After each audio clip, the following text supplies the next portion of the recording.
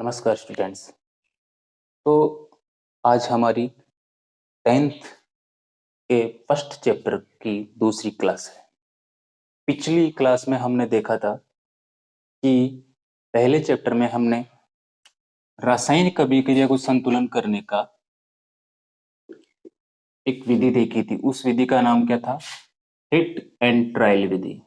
Hit and trial विधि, ये विधि अपन ने देखी थी। इस विधि से हमने अभिक्रिया को संतुलित करना सीखा था। ठीक है। उसके बाद आज हमारे टॉपिक में कुछ और चीजें हैं जो अपने को जाननी है। तो कुछ छोटी छोटी बातें बताने के बाद मैं आपसे बताना चाहूंगा कि आज हम आगे पढ़ेंगे अभिक्रियाओं के प्रकार के बारे में, कि अभिक्रियाएं कितने प्रकार की अपने चैप्टर में दी हुई है। तो उससे पहले एक छोटी सी चीजें जानते हैं अपन कि अभिक्रियाओं में या किसी भी अभिक्रियाओं में क्या है कि भौतिक अवस्थाओं के संकेत भी अपने को पता होने चाहिए। अब भौतिक अवस्थाओं के संकेत क्या होते हैं? जैसे कि अपन लिखते हैं ठोस। अब इधर एक छोटा सा कोना बना के इसमें लिख दिए भौतिक अवस्थाओं के संकेत। भौतिक अवस्थाओं के संकेत, ठीक है। अब इसमें संकेत क्या क्या हो गए? जैसे ठोस, ठोस का हम किस रूप में दर्शाएंगे? एस के रूप में, स्मॉल एस के रूप में। गैस होगा कोई तो इसको किस रूप में दर्शाएंगे अपन? इसको दर्शाएंगे जी के रूप में, स्मॉल जी। और द्रव होगा तो उसको किस रूप में दर्शाएंगे अपन? द्रव को दर्शाएंगे अपन स्मॉल एल के रूप में। उसी तरह से अगर कोई जलीय पदार्थ होगा, जलीय, उसको अपन दर्शाएंगे ए और क्यू। इसका मतलब होता है एक्वेटिक। क्या होता है? एक्वेटिक। तो उसमें एस का मतलब होता है सॉलिड।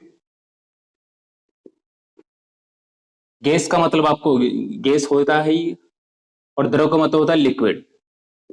लिक्विड।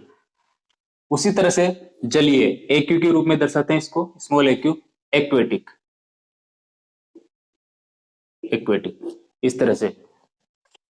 और एक और होता है ताप, दाब, उत्प्रेरक। अब ये सभी क्या है?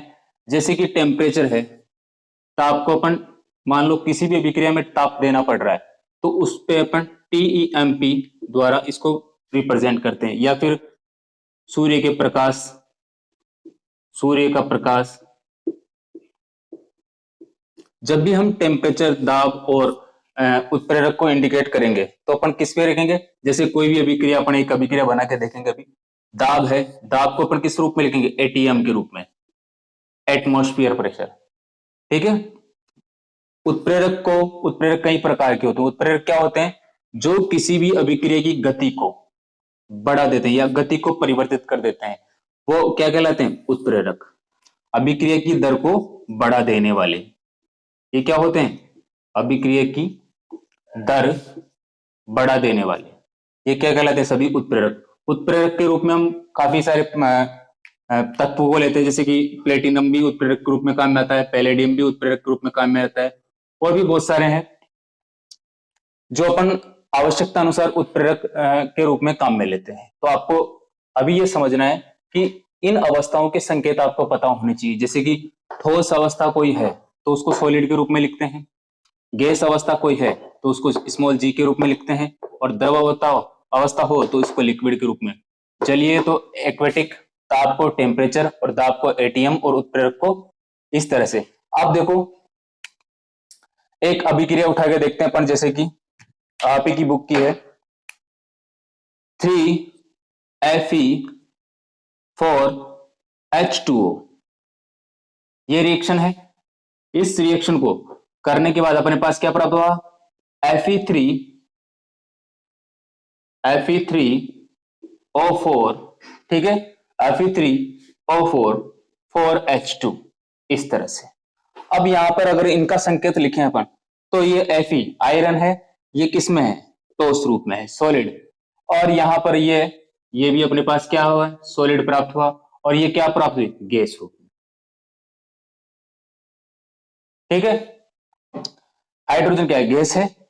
तो और इसको अपन किस रूप में लिखेंगे, जल है यहां पर, तो अपन लिक्विड को किस रूप में लिख रहे थे, एल के रूप में। जल क्या है, द्रव है, परंतु यहां पर जो जल प्रयोग में लिया जा रहा है वो गैस रूप में है। यहां पर ये किस में है, भाप के रूप में प्रयोग हो रहा है। किस रूप में हो रहा है, भाप के रूप में। मतलब आयरन पर अपन क्या है, भाप द्वारा क्रिया करवाते हैं। आयरन पर अपन भाप द्वारा क्रिया करवाते हैं, तो अपने पास Fe3O4 प्राप्त होता है ठोस के रूप में। और हाइड्रोजन गैस ये भी प्राप्त होती है। इसलिए अपने को इन इंडिकेटर को थोड़ा ध्यान में रखना है, इन सबके संकेतों को समझना है और आगे बढ़ना है। ये एक अभिक्रिया हो गई। उसी तरह से एक दूसरी अभिक्रिया देखो, जैसे कि कार्बन और ऑक्सीजन। कार्बन और ऑक्सीजन के बीच में अगर कोई अभिक्रिया होती है तो अपने को क्या प्राप्त होता है, यहाँ पर CO2। क्या प्राप्त होता है, CO2। यहाँ पर कार्बन किस रूप में है, ठोस रूप में, ठोस रूप में है। अब यहां पर कार्बन का क्या हो रहा है, कार्बन ऑक्सीजन की उपस्थिति में क्या हो रहा है, जल रहा है, दहन हो रहा है। तो दहन होने पर क्या अपने को क्या प्राप्त हो रहा है, CO2, carbon dioxide. Carbon dioxide, ठीक है भाई। ये किस रूप में आ जाएगी, गैस रूप में। ये किस रूप में है, गैस रूप में। तो इतनी सी बातें आपको जरूर ध्यान में रखनी है। हाँ, और एक बात और बता दो, जैसे कि कोई पदार्थ जलीय हो, एक्वेटिक, उसका भी अपन एग्जांपल लेंगे भी, तो उसमें ऐसे लगा देना, जैसे जलीय हो तो यहां पर AQ कर देना उसकी जगह, अगर जलीय हो तो। ठीक है। और रही बात ताप की, दाब की, उत्प्रेरक की, तो इनको तीर के निशान के ऊपर लिखा जाता है। जैसे कि टेम्परेचर, सूर्य का प्रकाश हो, सूर्य का प्रकाश हो। जैसे कि एक अभिक्रिया में अभी आगे पढ़ेंगे अपन, वियोजन वाली अभिक्रियाओं में देखेंगे इसमें कि सूर्य के प्रकाश की उपस्थिति में कैसे अभिक्रिया विखंडित होती है, टूट जाती है। ठीक है। और मान लीजिए अगर अपने को दाब को दर्शाना है, प्रेशर को, तो यहाँ पर तीर के निशान के ऊपर ही अपन, जैसे कि कितना दाब है, 340 ATM, इस तरह से दर्शाना है। उत्प्रेरक हो, उत्प्रेरक कोई आ जाता है किसी अभिक्रिया में, तो उत्प्रेरक को इस तरह से, जैसे प्लेटिनम है, पैलेडियम है, जो भी उत्प्रेरक आएगा उसको इस तरह से दर्शाना है। ये बात आपको ध्यान में रखनी है कि दाब, ताप, उत्प्रेरक को कहाँ पे दर्शाते हैं और इन संकेतों को किस तरह से समझते हैं। तो इतना सा आपको थोड़ा सा दिमाग में रखना है चीजों को। तो आज अपन आप अपने मेन पॉइंट पे चलते हैं कि अभिक्रियाओं के प्रकार। ये अपनी दूसरी क्लास है, इनको आप चाहे तो उतार सकते हो, थोड़ा सा सफाई से उतार लेना आप। ठीक है। अभिक्रियाओं के प्रकार आप भाई साथ के साथ उतार लिया करो समझते हुए, हैं, और या फिर वीडियो को पॉज करके उतार लिया करो। अब मेरा यह है कि आपके पास जब भी ये चैप्टर खत्म हो तो इसके आपके शॉर्ट में, बिल्कुल शॉर्ट एंड स्वीट, 2-3 पेज में इस पूरे चैप्टर के नोट्स हो। आपके जितने चैप्टर हैं, प्रत्येक चैप्टर के अपन आपके 2-2, 3-3 क्लास में प्रत्येक चैप्टर को कवर करा देंगे और पूरे टॉपिक लेंगे। और आप उसके शॉर्ट में अगर नोट्स बनाएंगे तो आपको बहुत मदद मिलेगी। जैसे कि इस चैप्टर को पढ़ना आज दूसरी क्लास में लिया है, दूसरी क्लास है इस चैप्टर की, और तीसरी क्लास में इसको खत्म कर देंगे। ठीक है। और खत्म कर देंगे तो आपके पास 3 क्लासों के केवल 3 या 4 पेज का नोट्स होगा। तो उस तरह 10 चैप्टर जैसे हैं अगर आपके पास, तो 30-40 पेज में आपका कंप्लीट सिलेबस आपके हाथ में होगा साइंस का। फिर उसके बाद अपन क्या है, क्वेश्चनों की प्रैक्टिस करेंगे। फिर अगर चैप्टर आपका कंप्लीट हो जाता है, आपको किसी क्वेश्चन में कोई भी डाउट होता है, किसी प्रकार के क्वेश्चन में, बुक के क्वेश्चन में या बाहर के क्वेश्चन में, तो आप मुझे कमेंट में बता सकते हैं, मैं आपको जरूर रिप्लाई करूंगा। ठीक है। तो आज अपन देखते हैं रासायनिक अभिक्रियाओं के प्रकार। रासायनिक अभिक्रियाओं के प्रकार, जो आपकी बुक में दी हुई अभिक्रिया है उनको देखते हैं।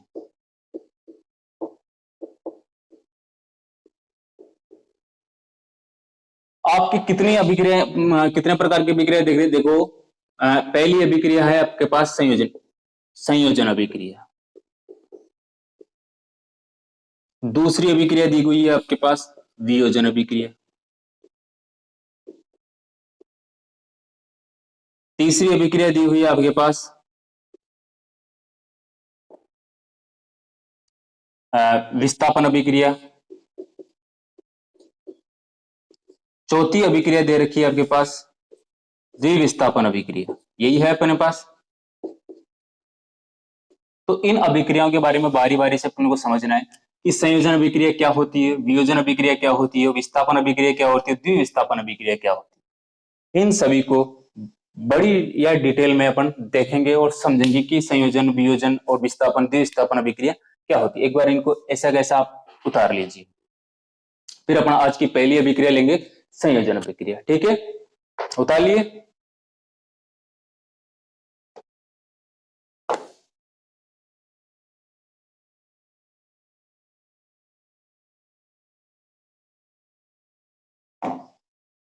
एक एक करके इनको समझना है बड़े इजी तरीके से। संयोजन अभिक्रिया।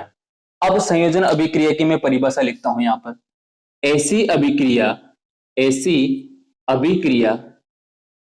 जो अभिक्रिया जिसमें क्रियाकारक, जिसमें एक से अधिक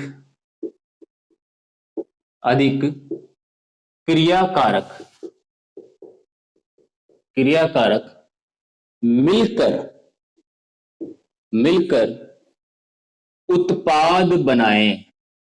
उत्पाद बनाते हैं संयोजन अभिक्रिया है। परिभाषा लिख लीजिए आप। क्रियाकारक को अपन अभिकारक भी बोलते हैं। ठीक है, क्या बोलते हैं? अभिकारक। ही ध्यान में रखना, इसमें इंक खत्म हो गई सही।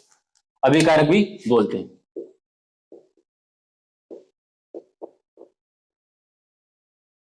तो परिभाषा क्या होगी अपने संयोजन की? ऐसी अभिक्रिया जिसमें एक से अधिक क्रियाकारक मिलकर उत्पाद बनाते हैं, ये सारी अभिक्रिया क्या कहलाती है? संयोजन अभिक्रियाएं कहलाती है। अब अपन इसमें इनका एग्जाम्पल देखते हैं संयोजन अभिक्रिया का। जैसे एग्जाम्पल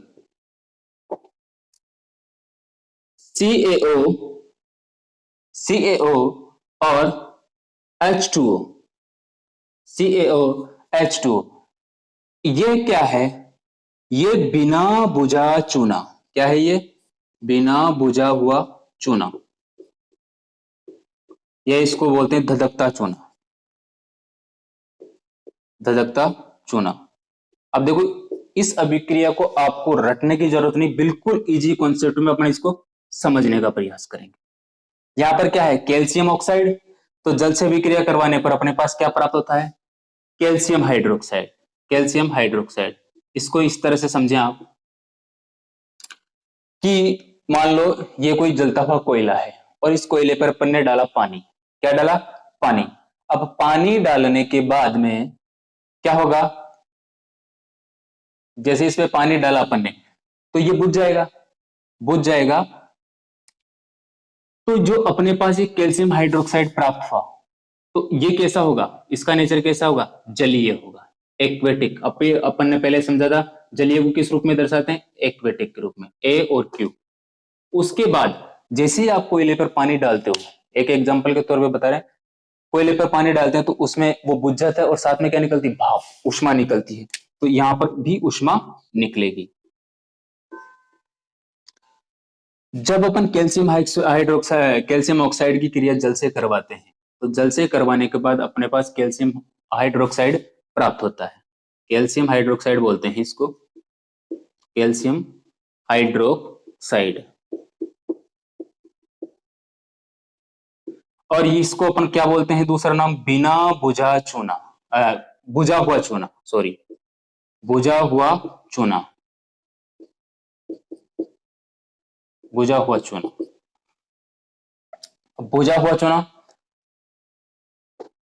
अब बुझा हुआ चूना है और जल यहां पर किस रूप में लिया है अपन ने? लिक्विड के रूप में। और ये किस रूप में लिया है? सॉलिड के रूप में, ठोस के रूप में है।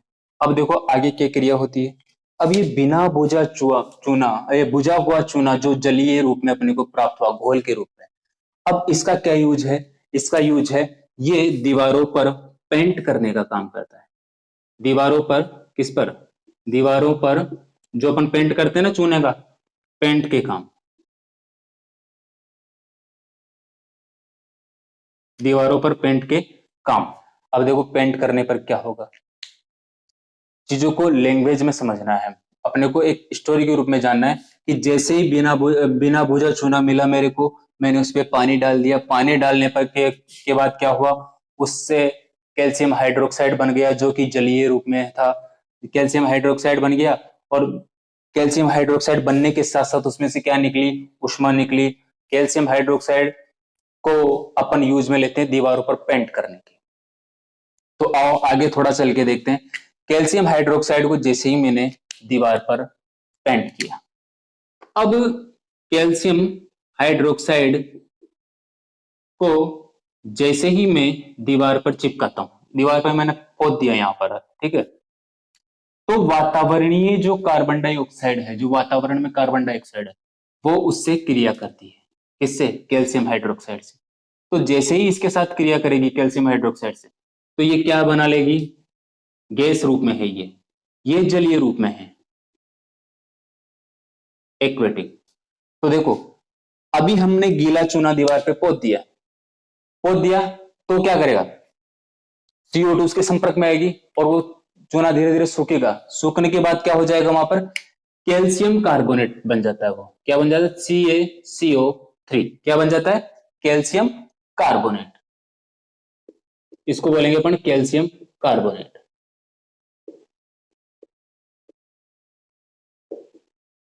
Calcium carbonate. अब देखो यहां पर कैल्शियम कार्बोनेट बना और साथ में सूख गया तो क्या उड़ गया, पानी, पानी हट गया, ठीक है। तो इस तरह से अपन इस अभिक्रिया को समझना। अब ये कैल्शियम कार्बोनेट क्या है, जो दीवारों पर पोता हुआ कैल्शियम हाइड्रोक्साइड है, बुझा हुआ चूना है, वो जैसे ही कार्बन डाइऑक्साइड के संपर्क में आता है तो कैल्शियम कार्बोनेट की एक परत बन जाती है। और वो कैसा होता है, फिर सूखने के बाद कैसा होता है, चमकने लगता है, चमकने लगता है। और आपको जानकर ताज्जुब होगा कि संगमरमर का सूत्र भी यही होता है। किसका? संगमरमर का। संगमरमर का फॉर्मूला भी यही होता है। बात आ गई समझ में? तो उतारिए इस अभिक्रिया को।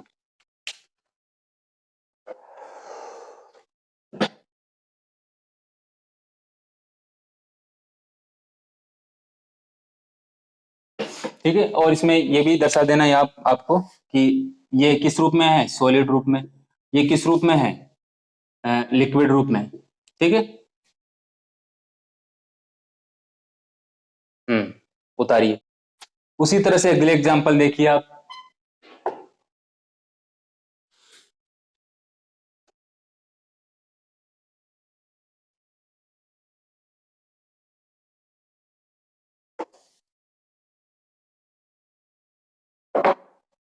जैसे ही यहां पर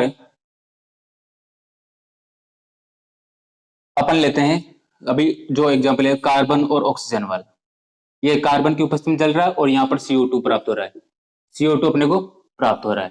तो ये भी अभिक्रिया कैसी है, संयोग वाली अभिक्रिया, ये भी संयोजन वाली अभिक्रिया है।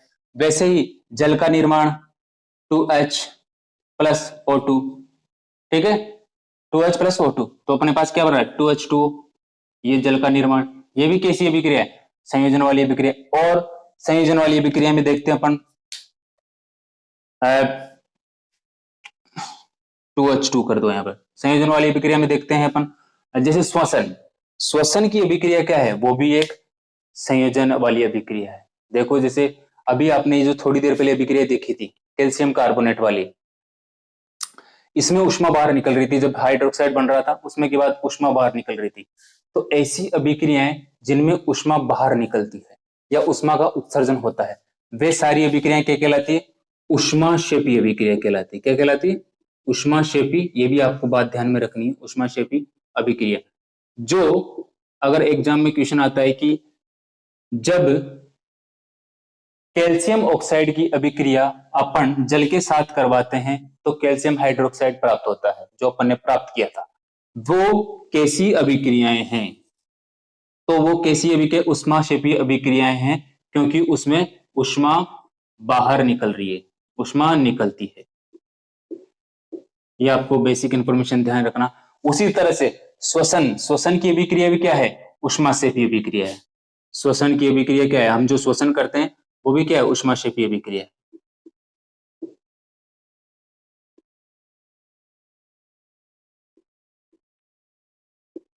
अब देखो इस अभिक्रिया को समझते हैं, पहले इसमें आप श्वसन को समझो।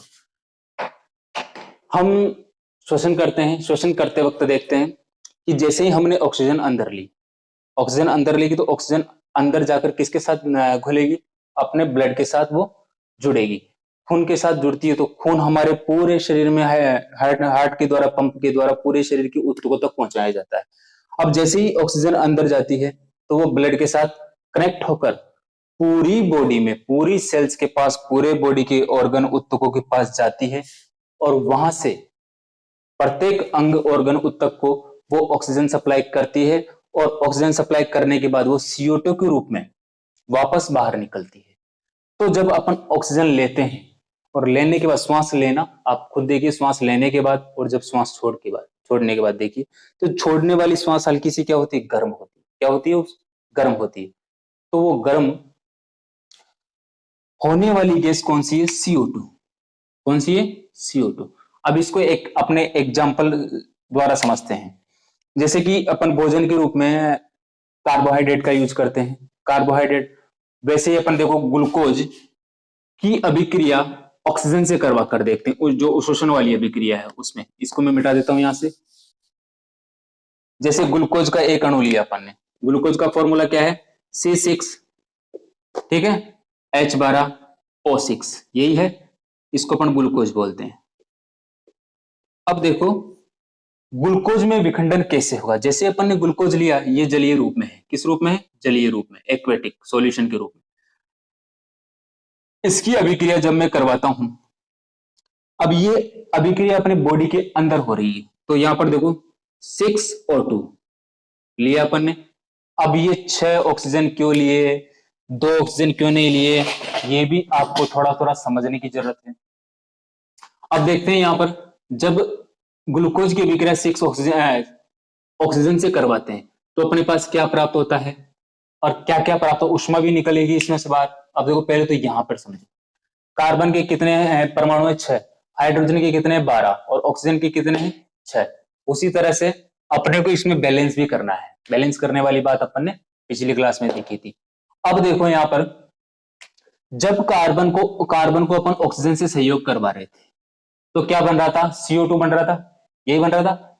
और जब हाइड्रोजन का संयोग अपन ऑक्सीजन से करवा रहे थे तो क्या बन रहा था, जल बन रहा था, यही बन रहा था। तो देखो यहां पर जो 6 कार्बन परमाणु है, यहां पर एक कार्बन परमाणु किससे सहयोग कर रहा है, 2 ऑक्सीजन से। तो यहां पर 6 कार्बन परमाणु है, तो इधर कितने ऑक्सीजन की जरूरत पड़ेगी, इसको 12। कितने ऑक्सीजन की जरूरत पड़ेगी, 12 ऑक्सीजन की जरूरत पड़ेगी।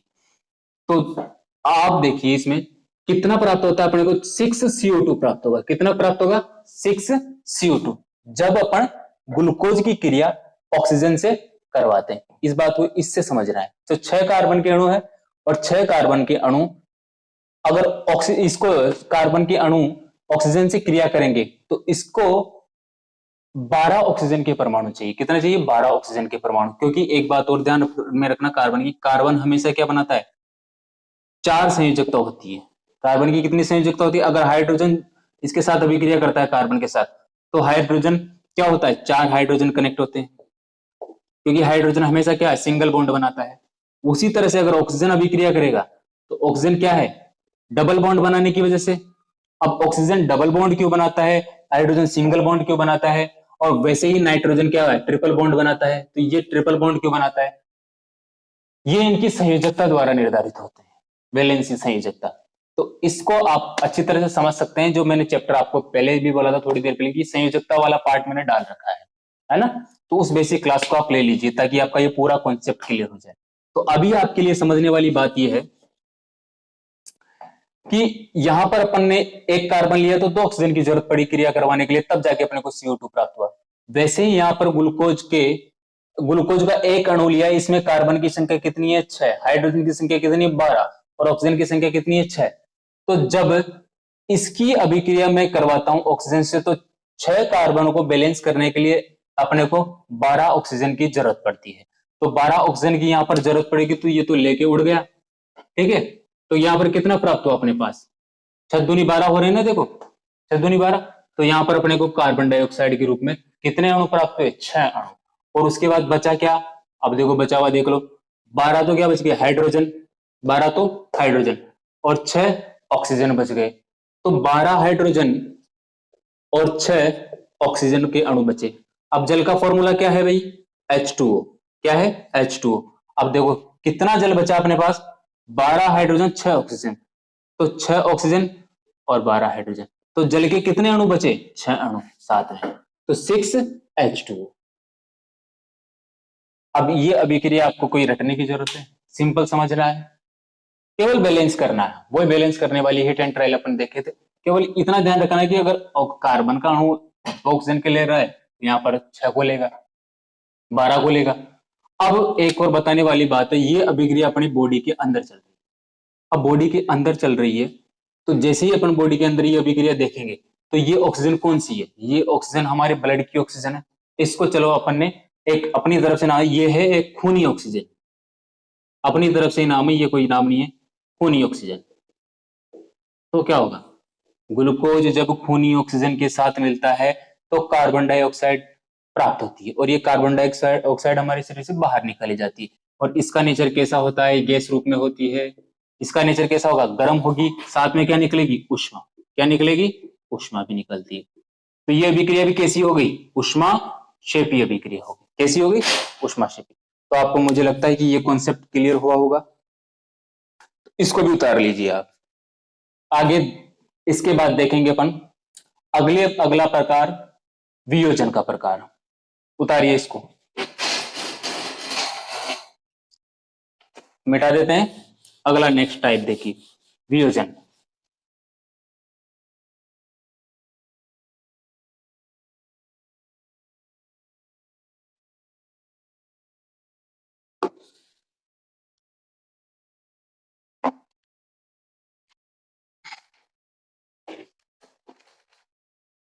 वियोजन,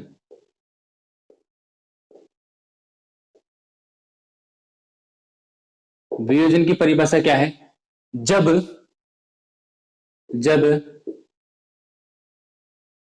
कोई अभिकारक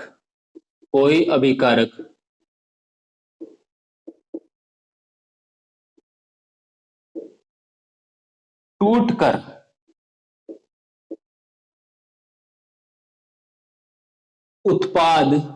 उत्पादों का निर्माण करे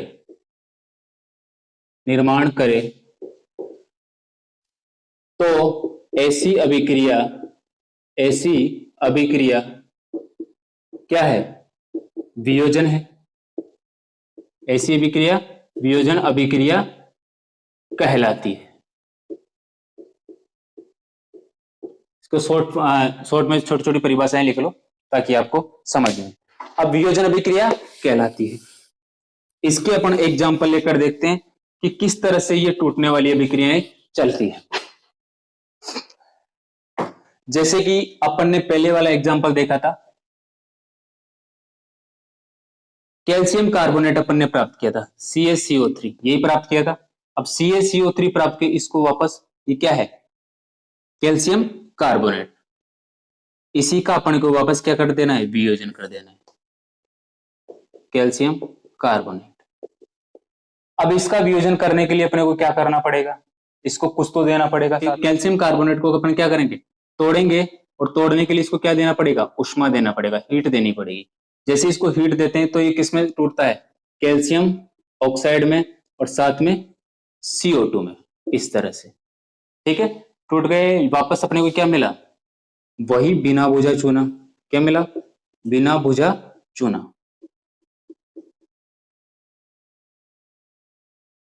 अब यहां पर जब किसी पदार्थ को तोड़ने के लिए अपने को उष्मा देनी पड़ रही है और उष्मा के द्वारा ही ये टूट रही है, तो इसको अपन क्या बोलते हैं, उष्मीय वियोजन। क्या बोलते हैं, उष्मीय वियोजन। ये भी आपको थोड़ा सा ध्यान रखने वाली बात है। उसी तरह से जैसे कि मैं एक और एग्जांपल लेते हैं अपन, 2Ag 2AgCl 2AgCl, जब इसको देखो, ये कैसा है, सफेद रंग का होता है। कैसा होता है? सफेद रंग का, बिल्कुल व्हाइट। अब इसको अपन क्या रखते हैं? अंधेरे में रखते हैं। अंधेरे में रखते हैं। अब अगर जैसे ही इसको खुला छोड़ दे, सूर्य के प्रकाश मिलता है इसको, सूर्य के प्रकाश की उपस्थिति में, तो ये क्या होगा? सूर्य की प्रकाश की उपस्थिति में ये क्या होगा? टूट जाएगा। किसमें? 2Ag प्लस Cl2, इस तरह से ये टूट जाएगा, है ना। टूटने के बाद इसका रंग चेंज हो जाता है। ये किस रूप में हो जाता है? दूसरे कलर का हो जाता है। उसी तरह से एक और एग्जांपल लेकर देखते हैं अपन, 2AgBr वाला। इसको देखो, इसको अपन बोलते हैं सिल्वर क्लोराइड। इसको अपन क्या बोलते हैं? इसका नाम भी ध्यान रखना, सिल्वर क्लोराइड। कैसा होता है? सफेद रंग का। तो जब इसको सूर्य के प्रकाश की उपस्थिति में रखेंगे तो क्या टूट कर किस में रूप में? इसका कलर चेंज हो जाएगा, इसका कलर बिगड़ जाएगा। जब भी अगर सफेद रंग का AgCl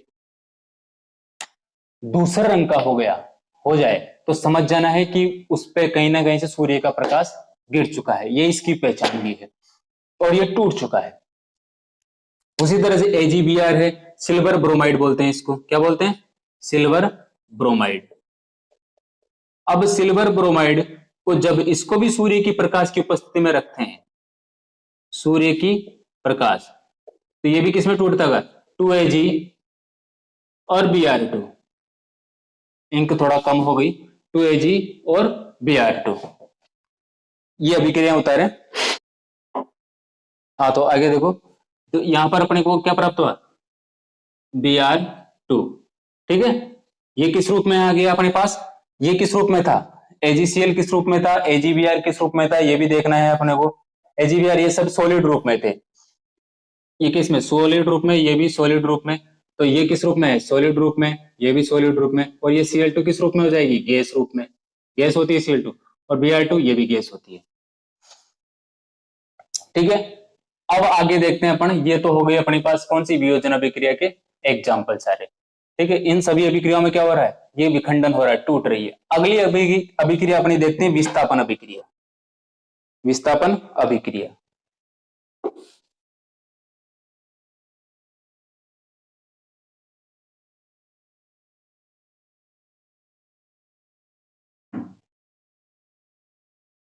विस्थापन अभिक्रिया,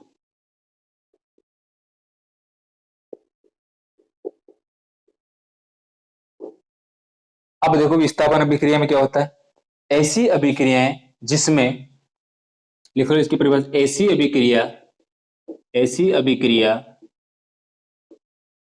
जिसमें अधिक क्रियाशील, ऐसी अभिक्रिया जिसमें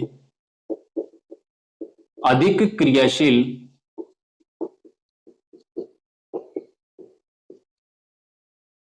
तत्व द्वारा कम क्रियाशील तत्व को हटा दिया जाता है, हटा दिया जाता है, या विस्थापित कर देते हैं। ऐसी अभिक्रिया क्या कहलाएगी? विस्थापन अभिक्रिया कहलाती है। इसका एग्जाम्पल लेकर देखते हैं अपन। विस्थापन अभिक्रिया का एक दो एग्जाम्पल लेकर देंगे, इसको भी खत्म करते हैं। देखो इसका एग्जाम्पल। अब विस्थापन अभिक्रिया में अपन क्या करते हैं? किन्हीं दो चीजों को लेकर देखेंगे। जैसे कि मान लो यहां पर मैंने जिंक और कॉपर सल्फेट लिया है, कॉपर सल्फेट का सॉल्यूशन लिया है। अब क्या होगा यहां पर इस अभिक्रिया में? दो कोई क्रियाकारक। अब क्या है यहां पर? कॉपर जिंक की तुलना में क्या है? कम क्रियाशील है। तो ये क्या करेगा? जिंक इस कॉपर को यहां से उड़ा देगा, है ना, इसको हटा देगा यहां से, उसकी जगह खुद सेट हो जाता है। तो जिंक सल्फेट प्राप्त होता है अपने पास। क्या प्राप्त होता है? Zinc sulphate. और साथ में अपने पास क्या प्राप्त होता है? कॉपर। ठीक है, इस तरह से। अब देखो यहाँ पर जिंक अधिक क्रियाशील होने के कारण इसको हटा रहा है। अब देखो ये अगर इस अभिक्रिया को मैं थोड़ा खोलकर लिखता हूं तो ये किस रूप में बनी हुई है, SO4 इस तरह से ये जुड़े हुए हैं आपस में। इस पर कितना चार्ज है, -2 का। इस पर कितना चार्ज है, +2 का। ठीक है, ये इनकी वैलेंसियां है और चार्ज बैलेंस होगा तब जाके ये कनेक्ट होती है। अगर तो मान लीजिए यहाँ पर इसको जुड़ना है जिंक को, तो जिंक पर भी कितना चार्ज होगा, +2, तब जाके वो जुड़ पाएगा। अब आप ये समझें कि यहां पर सर जिंक सल्फेट बन रहा है और हम मान रहे हैं कि ये बन रहा है और जिंक ज्यादा क्रियाशील होगा कि वो कॉपर को हटा देगा और उसकी जगह खुद सेट हो जाता है। तो इस बात का क्या प्रमाण है कि जिंक ज्यादा क्रियाशील है कॉपर से? बिल्कुल इस बात का प्रमाण भी आप पूछ सकते हो और इसका प्रमाण भी होता है। इसका प्रमाण यह है, इसके लिए अपने को इनका विन्यास देखना पड़ेगा, इलेक्ट्रॉनिक विन्यास है। इनका प्रमाण इनका इलेक्ट्रॉनिक विन्यास में मिलता है। अब वो तो तुम्हें पूरी डिटेल में यहां पर एक साथ करवा नहीं सकता, इसके लिए आपको एक बार इलेक्ट्रॉनिक विन्यास वाला चैप्टर टॉपिक है जो खोलकर बेसिक केमिस्ट्री से समझ लेना कि वाकई में ये बैलेंसी वाला सिस्टम है क्या है। इलेक्ट्रॉनिक विन्यास द्वारा हमें बहुत अच्छी जानकारी प्राप्त होती है केमिस्ट्री को समझने की। अब अभी फिलहाल मैं बता देता हूं, मैंने सारी चर्चा उसमें उस 30-40 मिनट की वीडियो में कर रखी है, आप आसानी से उसको इजी वे में देखकर समझ सकते हैं। तो इलेक्ट्रॉनिक विन्यास किस तरह से काम करता है, जिंक के बाह्यतम कोष में इलेक्ट्रॉनिक विन्यास कुछ इस तरह से होता है, जिसे इसका विन्यास लिखकर देखते हैं अपन। ये आपके लिए ही है केवल, आप वहां पे क्लास पूरी लो तो ज्यादा बेहतर समझ में आएगा। तो जिंक का मैं देखता हूं, इसका परमाणु क्रमांक 30 होता है। तो 1s2 2s2 2p6 3s2 3p6, उसके बाद 2 और 2 4 6 10 10 2 12 12 6 18 3p6 18, उसके बाद है 3d 10 और 4s1 इस तरह से। या फिर इसको पहले ये 4s कक्षक आता है, उसके बाद ये 3d कक्षक आता है, 4s1 और 3d10, इस तरह से ये विन्यास है इसका। अब यहां पर देखते हैं अपन, जिंक का नहीं, ये कॉपर का है भाई, कॉपर का पहले अपन कॉपर का देखते हैं। अब देखो इसमें गिर के देखो, कॉपर का नंबर होता है 29, तो 2 और 2 4 6 10 10 2 12 12 12 6 18 18 और 10 28 28 और 1 29। तो यहाँ पर 4s जो ये कक्षक है इसमें एक इलेक्ट्रॉन है, सिंगल इलेक्ट्रॉन, ये इसको तुरंत दे देता है ना।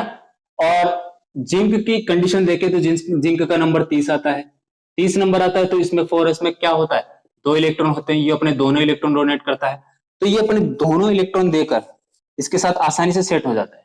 ठीक है, और इसके पास केवल कॉपर के पास क्या है, एक ही है, और फिर इसको दूसरा चाहिए होगा तो इससे लेना पड़ेगा।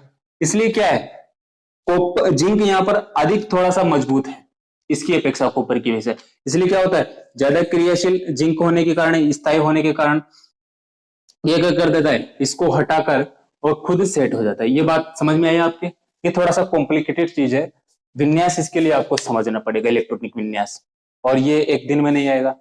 चीजें मैंने आपको यहाँ पे बताते थी, परंतु जब अपन सीक्वेंस में चीजों को पकड़ते हैं तब जाके वो ज्यादा क्लियर होती है।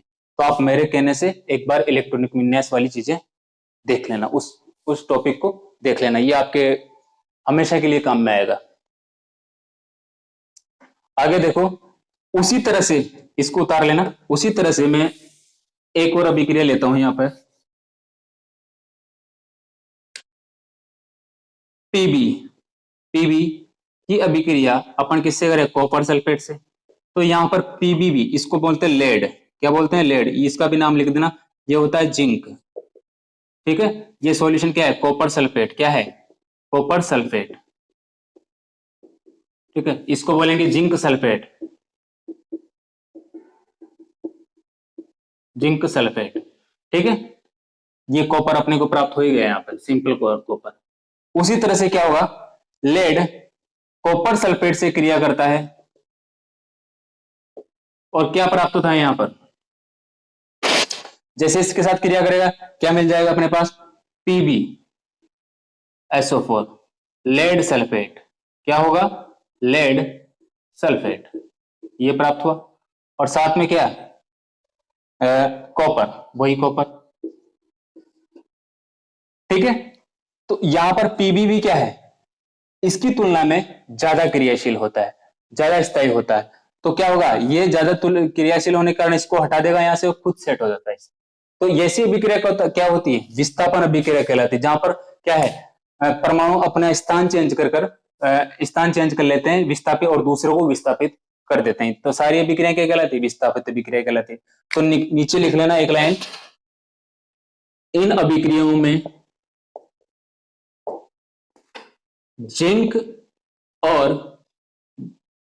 जिंक व पीबी कॉपर से ज्यादा क्रियाशील है, ज्यादा क्रियाशील है। इस कारण कॉपर को विस्थापित कर देते हैं, कॉपर को विस्थापित कर देते हैं। उतार लीजिए इसे किसी रिएक्शन को।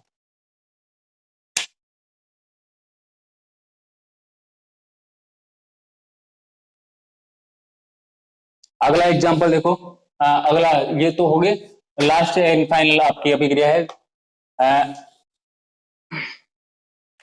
कौन सी आ गई, अब कौन सी ली थी अपन ने, द्विविस्थापन अभिक्रिया। इसकी भी अपने को परिभाषा लिखनी है, द्विविस्थापन रिएक्शन। इसकी भी एक सिंपल सी परिभाषा लिख लो। इसमें क्या होता है, ऐसी अभिक्रिया जिसमें आयनों का आदान प्रदान होता है। अब वो कैसे, वो भी करके देखेंगे बस।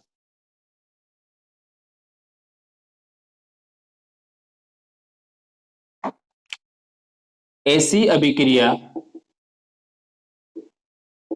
अभिक्रिया जिसमें आयनों का आदान प्रदान होता है,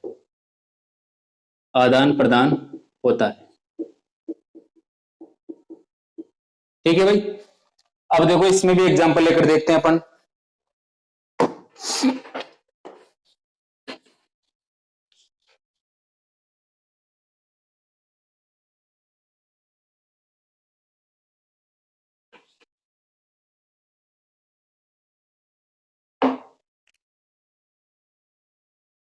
Na2SO4 BaCl2, ये एक एग्जांपल लिया अपन ने।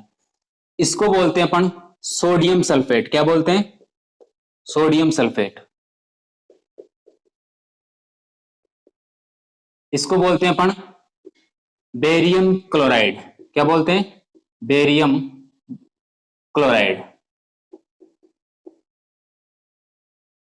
अब द्विविस्थापन अभिक्रिया में क्या होता है, दोनों जो क्रियाकारक है इनमें क्या होता है, दोनों में विस्थापन होता है, ठीक है। ये क्या करेंगे, यहां पर देखो, इसको तोड़कर लिखूं अगर मैं, तो इस तरह से बनती है। Na कितने हैं, 2 है, तो प्लस का 2 चार्ज। इसको आपको पता ही है, सल्फेट में कितना होता है, SO4-2। और इसमें अगर इसको खोल के लिखूं तो बेरियम Ba+2, और इसको लिखूं मैं Cl2Cl-, है ना। कितना हो गया इस पे, -2। अभी देखो इसमें द्विविस्थापन कैसे होता है, Na ये प्लस वाला, दोनों क्रिया करके आपस में इंटरचेंज होंगे। ये प्लस वाला इसके नेगेटिव से क्रिया करता है, ठीक है, और इसका नेगेटिव इसके पॉजिटिव से क्रिया करता है। तो अपने पास देखो दोनों जगह विस्थापन हो रहा है, इसका पॉजिटिव इसके नेगेटिव से जुड़ेगा और इसका नेगेटिव इसके पॉजिटिव से जुड़ेगा। तो देखो क्या क्या प्राप्त होता है अपने पास, Na2NaCl, क्या प्राप्त होगा, एक तो प्राप्त होगा अपने पास 2NaCl, सोडियम क्लोराइड। क्या होगा, सोडियम क्लोराइड। एक तो अपने पास सोडियम क्लोराइड, देखो दोनों पर प्लस चार्ज है उस तरह से ही, तो उसको ऐसा का ऐसा ही लिख देते हैं अपन। 2-2 है दोनों, तो 2-2 आ गए, दोनों 2 NaCl, Cl पर भी है 2 और सोडियम पर भी है। तो जब दोनों आपस में मिले तो क्या होगा, चार्ज बैलेंस हो रहा है दोनों का, कुछ इस तरह से मिल रही है। ये देखो 2Na+2 + Cl-, 2Cl माइनस, इस तरह से जब ये अभिक्रिया करते हैं तो आपस में कनेक्ट हो, क्या हो जाता है 2NaCl, इनका चार्ज बैलेंस हो रहा है दोनों का 2NaCl, इस तरह से बन रही है। अब देखो और दूसरा क्या प्राप्त होगा अपने पास, Ba बेरिलियम सल्फेट, BaSO4, ये दो, तो इसको अपन क्या बोलेंगे बेरियम सल्फेट, बेरियम सल्फेट। तो ये अभिक्रिया कैसी अभिक्रिया कहलाती है, द्विविस्थापन अभिक्रिया कहलाती। ठीक है भाई, इस तरह से इंटरचेंज करके अपन इस अभिक्रियाओं को समझ सकते हैं। यही एग्जाम्पल आपके पास आपकी बुक में उपस्थित है, आप इसको एक बार और पढ़ लेना और इसको थोड़ा सा आपको घर पे स्टडी करनी है। तो आज अपनी दूसरी क्लास कंप्लीट होती है फर्स्ट चैप्टर की, और अपन अब नेक्स्ट क्लास लेंगे और तीसरी क्लास में इस चैप्टर का दी एंड कर देंगे। आपको अगर कि अपनी बुक से या कहीं और रेफरेंस बुक हो उसमें किसी प्रकार का कोई डाउट हो तो आप कमेंट में पूछ सकते हैं, मैं आपको कमेंट में जरूर रिप्लाई करूंगा। और आप किसी भी प्रकार का डाउट आप मुझसे पूछ सकते हैं और निरंतर पढ़ते रहें। और आपके पास एक शॉर्ट में इस तरह के नोट्स मिल जाएंगे, आप समझिए यहाँ पर, और क्वेश्चन प्रैक्टिस करने की कोशिश करें कि बुक के क्वेश्चन आपसे हो रहे हैं, किसी अन्य अनोदर बुक को पकड़ें, आप उनके क्वेश्चन कर पा रहे हैं। यहाँ पे आपका काम है समझना और क्वेश्चनों को अटेम्प्ट करना। उसके बाद चैप्टर कंप्लीट करवाने के बाद अपन नेक्स्ट चैप्टर लेंगे, और धीरे धीरे मैं आपके लिए जैसे कि टेलीग्राम पर मैं अपना लिंक डाल दूंगा, उसमें मैं आपके बुक के कुछ इंपॉर्टेंट क्वेश्चन बनते हैं जो एग्जाम में पिछले साल आ चुके या आने वाले होंगे, उनकी एक सीरीज तैयार करके उस पर टेलीग्राम पे मैं डाल दूंगा, तो वहां पर भी आप प्रैक्टिस कर सकते हैं। तो जल्दी आपको लिंक भी मिल जाएगी। ठीक है, तो आज के लिए इतना ही।